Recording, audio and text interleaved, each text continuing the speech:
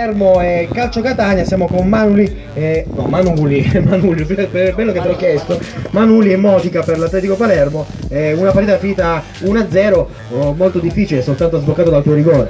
È stata una bella partita, ci siamo divertiti, è stata impegnativa perché sono forti pure loro.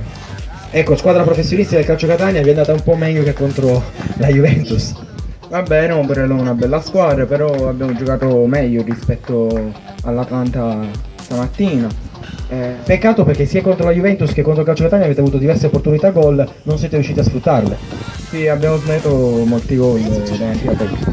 Ecco, qualche brivido alla fine, probabilmente loro vi hanno messo fisicamente in difficoltà perché negli ultimi minuti hanno trovato 3-4 palle gol che potevano pareggiare la partita. Sì, è stata una bella partita, infatti loro ci hanno messo sempre in difficoltà tutta la partita, è stata una partita proprio combattuta fino all'ultimo. Ecco, adesso tra Juventus e Atletico Palermo chi tifi? Atletico Palermo. Mi sembrava scontato. Vabbè, ultima domanda di rito, sempre importantissima a livello calcistico. Sai per caso come funziona il teorema di Pitagora? Sì, Dimmelo. ha detto uno.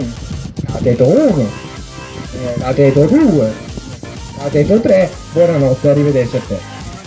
No, ma infatti state tranquilli, adesso parliamo seriamente, inutile scherzare perché è giusto che è impegnativo questo torneo. Cosa ti aspetti dal prossimo anno scolastico? Arrivederci. Ok, vi ringraziamo, siete bravi e ci vediamo dopo.